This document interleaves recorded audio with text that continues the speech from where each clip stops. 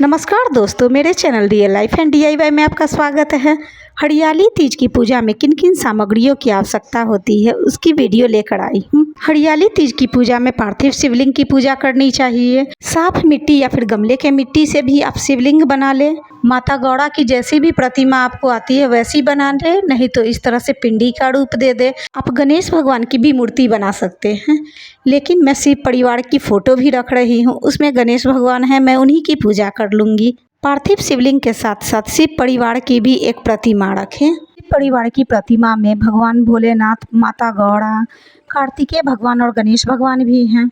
कलश स्थापित करने के लिए एक कलश ले। कलश आप तांबे, पीतल किसी भी चीज़ का ले सकते हैं। पूजा के लिए एक लोटा जल लेंगे। एक चौकी ले। चौकी पर बिछाने के लिए हरे रंग का आसन ले।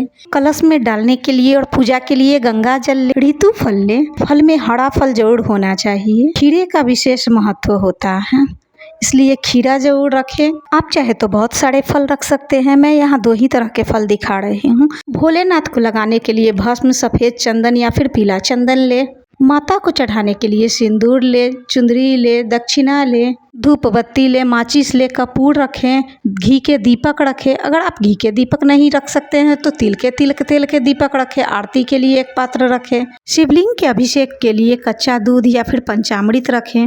अगर ना हो तो आप गंगा जल से भी अभिषेक कर सकते हैं। प्रसाद में मैं यहाँ मीठा में बताशा चढ़ा रही हूँ, अगर आपके यहाँ घेवर चढ़ता है तो वही चढ़ाएं। कलश में डालने के लिए दुर्वा, हल्दी, अक्षत, फूल, सुपारी और सिक्का रखेंगे। कलश स्थापित करने के लिए चावल रखेंगे। माता गौड़ा को चढ़ाने के लिए 16 श्रृंगार का सामान ले। आपके पास 16 श्रृंगार का सामान ना हो तब भी 5 श्रृंगार जरूर चढ़ाएं। चूड़ी हरी ही रखें, क्योंकि हरियाली तीज की पूजा में खुद भी हरी चूड़ी पहने और माता को भी हरी चूड़ियां पहनाएं। सावन का महीना चल रहा है, इसलिए श्रृंगार के सामान में मेहंदी जरूर रखें। आप चाहे तो साड़ी भी चढ़ा सकते हैं, मैं यहाँ ब्लाउज का पीस रख रही हूँ। 16 श्रृंगार के सामान चढ़ाएं, नहीं तो आप 5 श्रृंगार के सामान भी चढ़ा सकते हैं।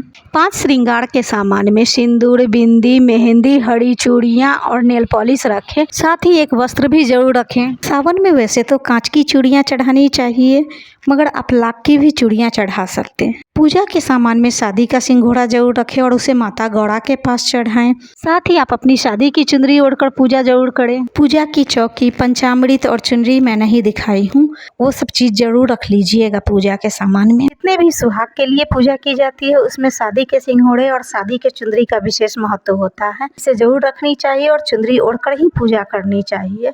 साथ ही शादी के सिंघोड़े से सिंदूर भी लगानी चाहिए। कलश पर रखने के लिए श्रीफल ले।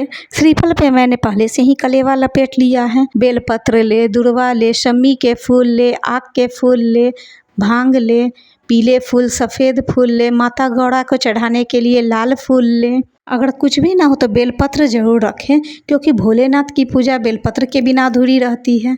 कनेर के पीले फूल मिल जाए तो वो जरूर चढ़ाएं भोलेनाथ को। हरियाली तीज या हरितालिका तीज की पूजा में पार्थिव शिवलिंग बनाकर ही पूजा करनी चाहिए। अगर आपके पास शुद्ध मिट्टी है तो शुद्ध मिट्टी से पार्थिव शिवलिंग बनाएं, नहीं तो आप गमले के मिट्टी से भी पार्थिव शिवलिंग बना सकते हैं। तुलसी के गमले के मिट्टी से पार्थिव शिवलिंग ना बनाएं। पूजा से 1-2 घंटे पहले ही पार्थिव शिवलिंग बनाकर रख लें, ताकि पूजा के समय जब अभिषेक करें तो मूर्ति खंडित ना हो। हरियाली तीज की पूजा में झूला भी अवश्य झूले, इसलिए झूला भी लगा लें। मेहंदी लगाएं, 16 श्रृंगार करें, हरी चूड़ियाँ पहने, शादी की चुनरी ओढ़कर ही पूजा करें। हरियाली तीज की पूजा सुबह ही की जाती है।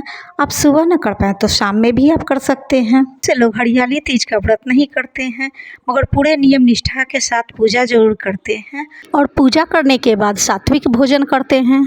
आशा है हरियाली तीज की पूजा की सामग्री की वीडियो आपको पसंद आई होगी। मिलती हूँ अगली वीडियो में। ओम नमः शिवाय।